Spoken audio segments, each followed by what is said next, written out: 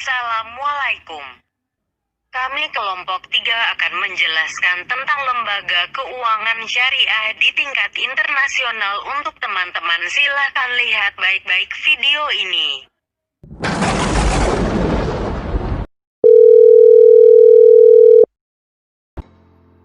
Lembaga keuangan secara umum diartikan sebagai suatu badan yang bergerak dalam bidang keuangan untuk menyediakan jasa bagi masyarakat dalam rangka pemenuhan kebutuhan hidupnya.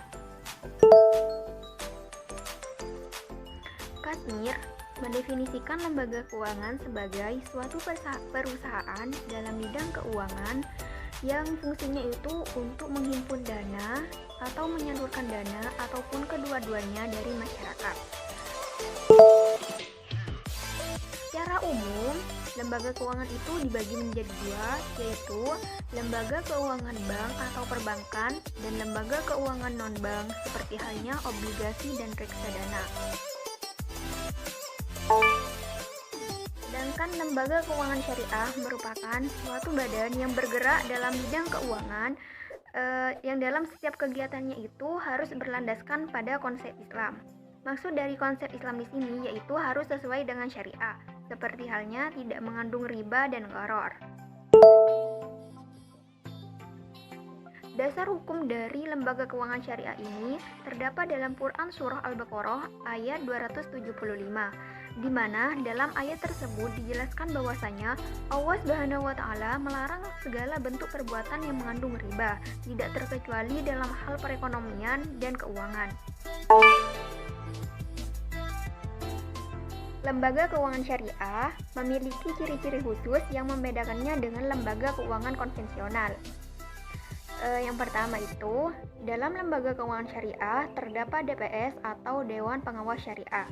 Yang kedua itu, lembaga keuangan syariah hanya melakukan kegiatan yang sifatnya itu halal. Yang ketiga, lembaga keuangan syariah dalam kegiatannya itu melakukan kegiatan yang tidak mengandung kemudaratan. Lembaga keuangan, baik itu konvensional maupun syariah, sangat diperlukan dalam perekonomian karena fungsinya itu sebagai mediator antara masyarakat yang mampu dengan masyarakat yang kurang mampu, sehingga nantinya akan terjadi keseimbangan dan tidak menyebabkan kesenjangan. Prinsip dan ciri-ciri dalam lembaga keuangan syariah. Pada poin yang pertama adalah prinsipnya. Prinsip yang pertama adalah prinsip keadilan, di mana artinya prinsip keadilan ini artinya imbalan atas dasar bagi hasil dan margin keuntungan yang ditetapkan atas kesepakatan bersama antara pihak bank dengan nasabah. Yang kedua adalah prinsip kesastraan, artinya nasabah itu sebagai penyimpan dana, sedangkan bank itu memiliki hak dan kewajiban terhadap risiko atau tanggungan yang telah diberikan kepada nasabah tersebut. Yang ketiga adalah kemakmuran, artinya bahwa produk bank syariah ini mengikuti prinsip dan kaidah bermuamalah dalam Islam, yang ini bebas dari riba. Yang keempat adalah prinsip transparansi, artinya lembaga keuangan syariah ini akan memberikan laporan keuangan secara terbuka kepada investor untuk mengetahui kondisi dananya. Yang kelima adalah prinsip universal, artinya tidak membedakan suku, agama, ras, dan yang lainnya. Artinya, maksudnya ini adalah meskipun agama non-Islam mau menerapkan lembaga keuangan syariah ini diperbolehkan karena salah satu prinsipnya adalah universal, kebebasan. Sedangkan jika dilihat dari ciri-cirinya, yang pertama adalah dalam menerima titipan dan investasi, lembaga keuangan syariah itu harus sesuai dengan fatwa Dewan Pengawas Syariah. Yang kedua adalah hubungan antara investor dengan lembaga keuangan syariah ini sebagai intermediary institution yang berdasarkan pada kemitraan, bukan berdasarkan pada hubungan antara kreditur dengan debitur. Ketiga adalah bisnis NKS ini, lembaga keuangan syariah ini tidak hanya berdasarkan pada profit oriented semata, tetapi juga falah oriented. Artinya, mencari keseimbangan atau kemakmuran yang ada di dunia dan akhirat. Yang keempat adalah konsep yang digunakan dalam investasi lembaga keuangan syariah ini berdasarkan pada prinsip kemitraan bagi hasil, bukan berdasarkan prinsip bunga. Yang kelima adalah lembaga keuangan syariah ini hanya melakukan investasi yang halal yang tidak menimbulkan kemudaratan serta tidak bertentangan dengan ajaran syariat Islam. Sehingga dapat disimpulkan bahwasanya lembaga keuangan syariah ini adalah badan usaha yang kekayaan utamanya itu berbentuk aset keuangan dan tagihan perbankan maupun kerjasama antara pembiayaan dalam situasi yang sesuai dengan prinsip syariah yang telah ada di berbagai belahan dunia.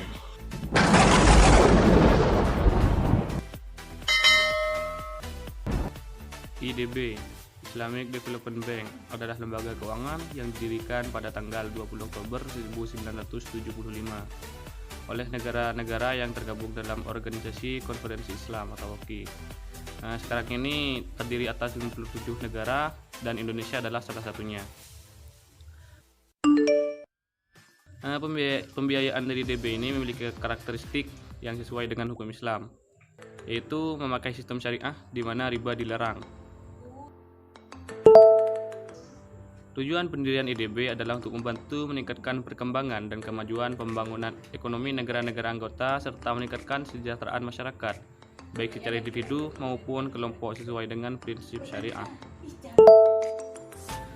Untuk melaksanakan tujuannya, IDB mempunyai tugas dan fungsi. Fungsi utama IDB adalah memberikan pembiayaan berdasarkan prinsip-prinsip Islami untuk pembangunan ekonomi dan sosial, terutama untuk proyek-proyek yang dapat meningkatkan kualitas hidup masyarakat.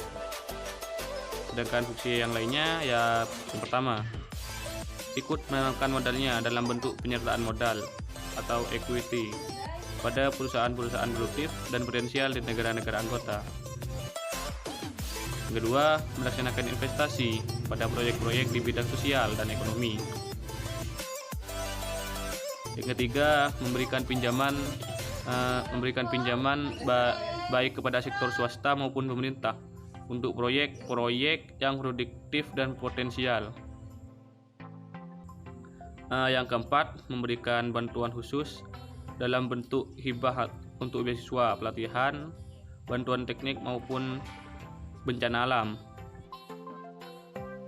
Yang kelima, membantu pembiayaan untuk meningkatkan perdagangan antar negara anggota. Sejak berdirinya pada tahun 1975, IDB telah banyak berperan dalam berbagai aspek sebagai lembaga pembiayaan pembangunan yang berdasarkan pada prinsip syariah. Melalui instrumen ini, IDB membiayai berbagai proyek dalam bidang pertanian, industri, agroindustri, dan infrastruktur lainnya.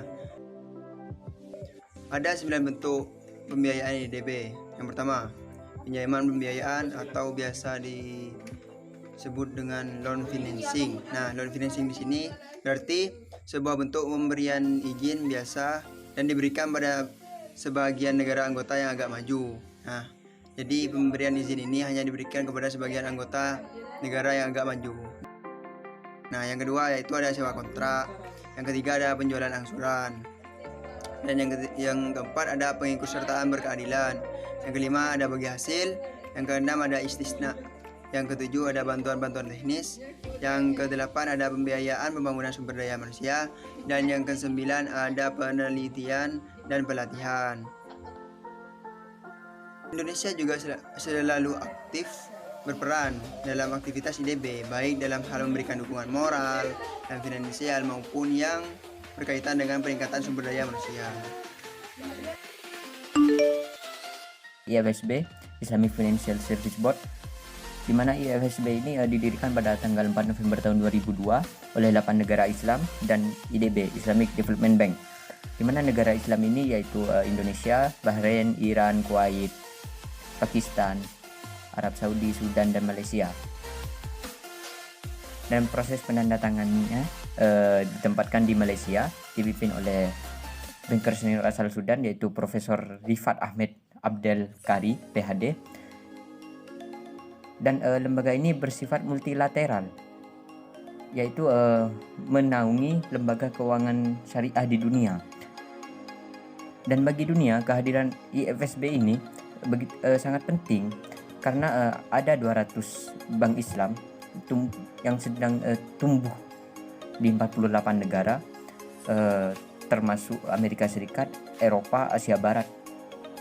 Dan bank-bank tersebut mengelola aset sekitar 170 miliar dolar Amerika. Jadi salah satu tujuan berdirinya IFSB ini untuk melaksanakan program diseminisasi dan edukasi perbankan dan keuangan yang sudah dihasilkan melalui berbagai workshop dan seminar ke berbagai negara. Tujuannya untuk memperoleh masukan dan otoritas industri. Nah, keberadaan IFSB sangat strategis untuk menstandarisasi perbankan syariah. Bank Indonesia dan IFSB juga tengah aktif menyusun berbagai pedoman, yaitu pedoman inklusi keuangan syariah. Nah, Bank Indonesia juga akan terus mendukung pengembangan riset serta perumusan standar di sektor industri keuangan syariah. Tujuannya itu untuk memperkuat stabilitas sistem keuangan. And Auditing Organization for Islamic Financial Institution atau AAOIFI. AAOIFI ini merupakan organisasi internasional Islam yang menyusun standar dan isu-isu terkait akuntansi, audit pemerintahan, etika, dan standar syariah Islam untuk lembaga keuangan Islam.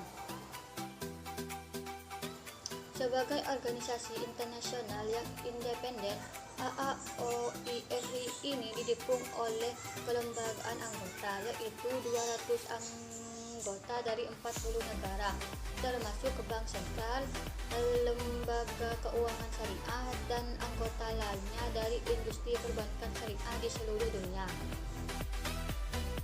AAOIFI ini dibentuk pada tanggal 21 Maret 1991. Sebelumnya, organisasi ini dikenal dengan Financial Accounting Organization for Islamic Bank and Financial Institution atau FAOIBFI.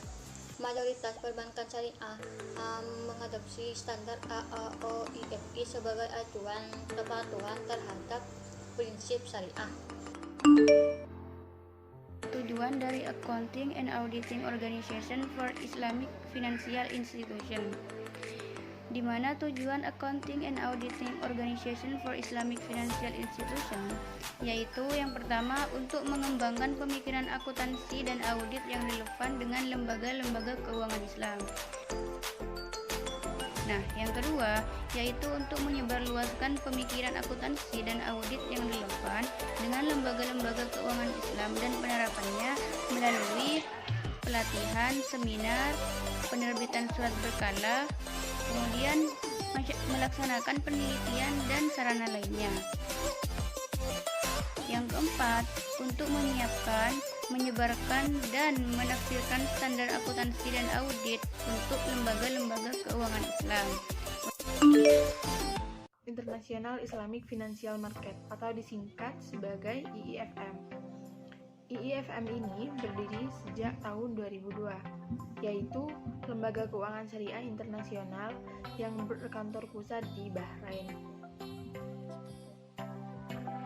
Peranan utama International Islamic Financial Market atau IIFM yaitu mendorong perkembangan pasar keuangan syariah internasional baik primer maupun sekunder.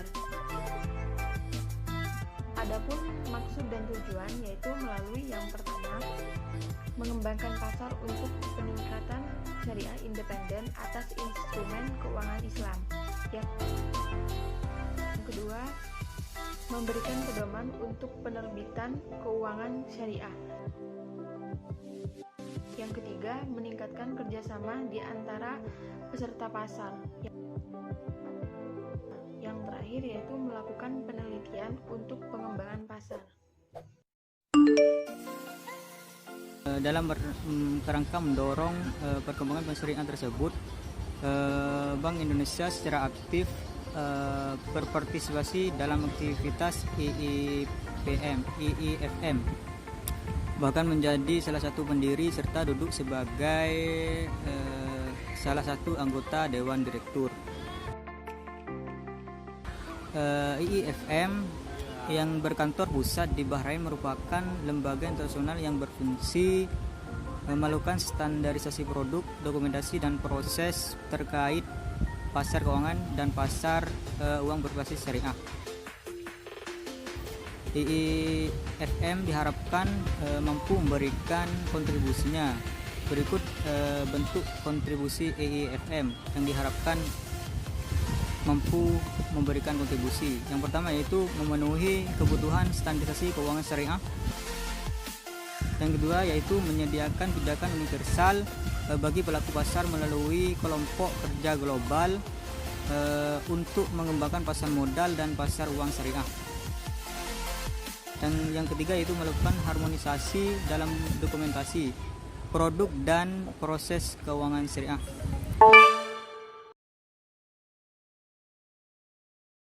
Terima kasih dan sampai jumpa.